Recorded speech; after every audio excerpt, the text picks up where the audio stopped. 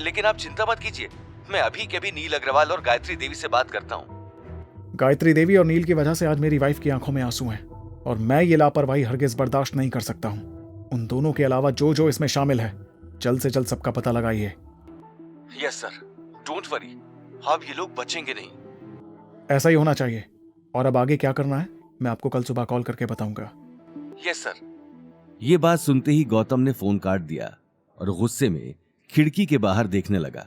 उसकी आंखों में बदले की आग साफ दिखाई दे रही थी। गायत्री देवी, अब देखो मैं क्या करता हूं। बस बहुत हुई तुम्हारी मनमानी। अवनी की आंखों में आए आंसुओं की कीमत तो तुम्हें चुकानी ही पड़ेगी। देखते ही देखते रात हो चुकी थी।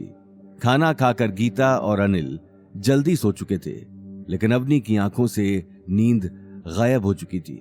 गौतम भी उसे बेचैन देखकर सो नहीं पा रहा था। जैसे तैसे रात काटने के बाद गौतम सुबह अवनी को छोड़ने ऑफिस चला गया। गौतम इससे पहले भी कई बार अवनी को छोड़ने अग्रवाल ग्रुप आ चुका था, लेकिन आज उसके आने की वजह कुछ और थी। उसने सुबह उठते ही अभिनव को सारी प्लानिंग समझा दी थी, जिस प्लानिंग के मुताबिक ही आज अग्रवाल ग्रुप में सारी चीजें होने वाली थी। ऑफिस आते ही गौतम ने कार पार्किंग में लगा दी और एक टक बिल्डिंग को देखने लगा। अवनी उसी वक्त पार्किंग के पास रखे टेबल पर चली गई, जहां एक 40-45 साल का बूढ़ा बैठा था। इससे पहले कि गौतम कार से उतरकर अवनी के पास जाता, उसके मोबाइल की रिंग बजने लगी। मोबाइल पर अभिनव गुप्ता का नाम देखते ही उसने कॉल उठा लिया और अवनी को देखने लगा। सर, मैं ऑफिस पहुंच चुका हूं। अब सिर्फ आपके बताए हुए नाटक की शुरू होने की देर है। मिस्टर अभिनव, ध्यान रहे, किसी को मुझ पर शक नहीं होना चाहिए। सर, मैं आपकी कही एक एक बात को अच्छे से समझ गया। Trust me, I will not let you down. Good. Gautam ने अगले ही पल कॉल काट दिया और कार से उतरकर अवनी को देखने लगा। अवनी के चेहरे पर अभी तक गायत्री देवी का डर बना हुआ था। अवनी, दादीसा के बात के बारे में ज्यादा मत सोचो। आखिर सच ज्यादा दिन तक छुप नहीं सकता है। और तुम देखना, दादीसा ये कॉन्ट्रैक्ट तुम्हारे बिना नहीं कर पाएंगी। अगर तुम इस प्रोजेक्ट का हिस्सा नहीं हो तो अग्रवाल ग्रुप भी अवतार ग्रुप से पार्टनरशिप नहीं कर पाएगा। गौतम की बातों को अवनी सीरियसली नहीं ले रही थी, पर इससे पहले कि अवनी कुछ जवाब दे पाती, उसे नील सामने से आता हुआ दिखाई दिया। नील आते ही अवनी को ऊपर से नीचे तक देखने लगा। वाह, कल के तमाशे के बाद तुम आज ऑफिस फिर से आ गई, वो भी इस लूजर के साथ। क्या देख रही हो? अपने बॉस के सामने इस तरह अकड़ में खड़ी मत रहो। बॉस? और तुम? शक्ल देखिए कभी आईने में। भूलो मत, अभी तक कॉन्ट्रैक्ट साइन नहीं हुआ है, इसलिए ज्यादा हवा में उड़ने की जरूरत नहीं है। कहीं ऐसा ना हो कि मुंह के बल गिर जाओ।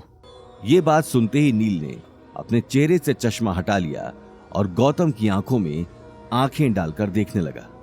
हो, तो मेरी बहन को इंसाफ दिलाने उसका निठल्ला पति आया है।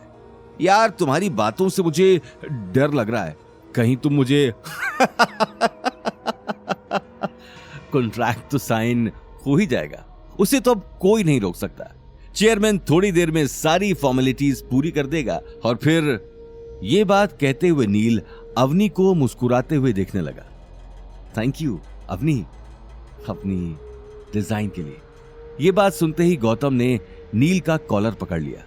गौतम का सब्र अब टूट चुका था। अवनी ने उसी वक्त गौतम को पकड़कर पीछे कर लिया। अवनी ये बात अच्छे से जानती थी कि नील कितना बड़ा गुंडा है। नील पीछे हटकर कपड़े ठीक करने लगा और मुस्कुराते हुए ऑफिस के अंदर चला गया।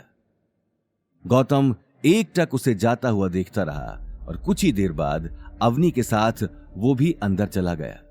अग्रवाल ग्रुप के अंदर जाते ही गौतम वेटिंग रूम में बैठ गया और अवनी कॉन्फ्रेंस रूम की तरफ चली गई, जहां आज नील का कॉन्ट्रैक्ट साइन होने जा रहा था। कॉन्ट्रैक्ट साइन होने की खुशी गायत्री देवी के चेहरे पर साफ दिखाई दे रही थी। कॉन्फ्रेंस रूम के अंदर आते ही अवनी ने देखा गायत्री देवी और नील उसका डिजाइन टेबल पर रखकर अभिनव गुप्ता का इंतजार कर रहे थे। वहीं टेबल के आसपास ऑफिस के कई लोग बैठे थे, लेकिन अवनी को आज बैठने की भी परमिशन नहीं थी। वो चुपचाप एक कोने में जाकर खड़ी हो गई।